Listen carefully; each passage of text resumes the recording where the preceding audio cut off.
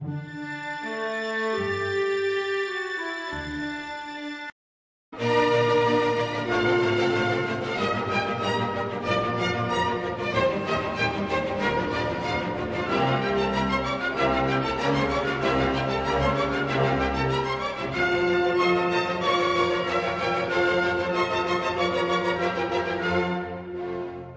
temos aqui algumas mudanças práticas e vamos começar com a eliminação total do trema.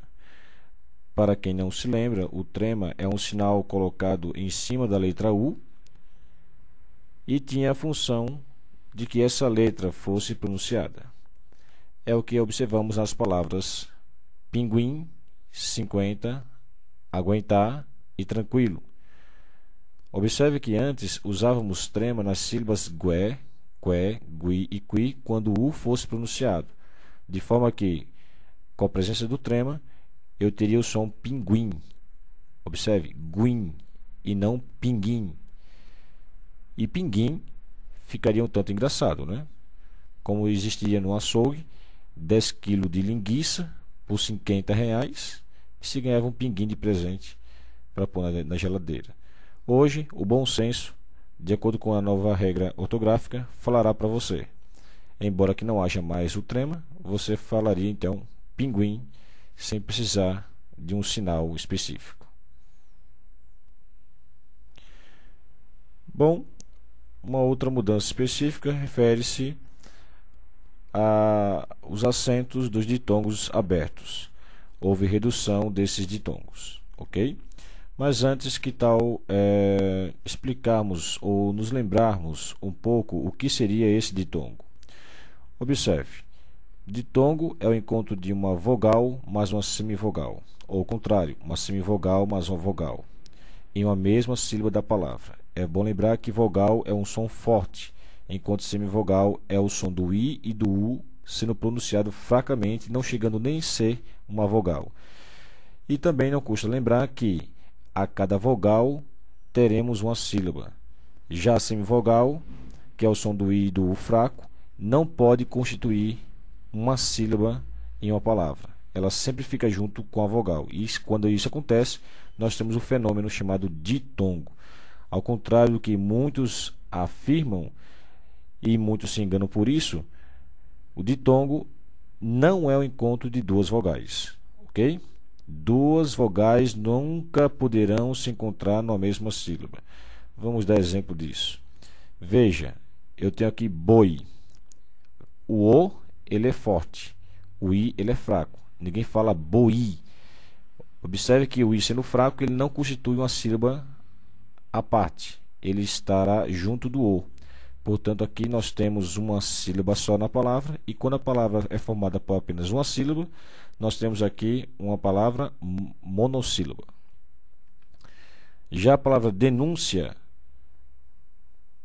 eu tenho aqui o I sendo pronunciado fracamente e o A sendo uma vogal. Novamente temos um exemplo de ditongo, e no caso aqui teremos o que? Denúncia, uma palavra formada por 3 sílabas. Portanto, uma palavra trissílaba. Quando é formado por uma sílaba, temos monossílaba, 2 sílabas seria dissílaba, 3 sílabas seria trissílaba, e 4 em diante, como paralelepípedo, nós teremos aí uma polissílaba. Além disso, para observarmos as mudanças ortográficas no aspecto de ditongos abertos, nós temos que lembrar de um segundo item. Seria o tom das palavras. Muito bem, nós temos aqui um tom quando a última sílaba for mais forte. Perceba que para a última sílaba ser mais forte é preciso ter no mínimo 2 sílabas, ok? Veja a palavra chapéu. Pel é a última mais forte. Se fosse o chá mais forte, só para efeito de sensibilidade fonética, eu teria chapéu. Eu não pronuncio chapéu, e sim chapéu. Portanto, o el é o mais forte. Assim como papel, nós temos aqui a última sílaba sendo mais forte, portanto é oxítona, e corrói, a última sílaba sendo mais forte. É bom que você diferencie bem a oxítona de um outro conceito que mexe de certa forma com esse conceito de tom, que seria monossílaba. Como eu já havia falado, monossílaba é a palavra que tem apenas uma sílaba. E é claro, se só tem apenas uma sílaba, ela é a única, então não há critério de ser última. Monossílaba, portanto, não é oxítona. Para que uma palavra seja oxítona, a última sílaba precisa ser mais forte. E para que se tenha a última sílaba, precisa ter pelo menos a penúltima como critério, né? Então, diferenciou bem o que é oxítona e monossílaba? Ótimo. Agora temos um outro conceito, seria paroxítona, que seria a sílaba mais forte, sendo a penúltima, como por exemplo, boia, ideia e heróico. Observe, boi, a. Esse i aqui, ele é uma semivogal, portanto temos um ditongo aqui, ó, oi. E aqui, esse boy seria a penúltima sílaba, é a mais forte. Ideia, temos i, dei, a. Dei é a penúltima mais forte, portanto é uma palavra paroxítona. E heróico, heróico. Eu tenho aqui herói, que é a penúltima sílaba mais forte. Portanto, quando a penúltima sílaba de uma palavra for mais forte, temos aqui a paroxítona. Sendo assim, o que diz a regra dos ditongos abertos? Ditongos abertos seria aqueles ditongos el, ei e oi.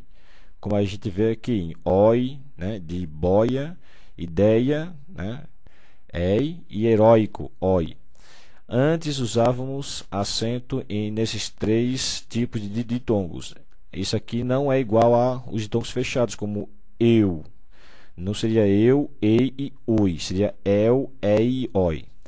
Então, toda vez que aparecesse el, ei e oi, haveria acento.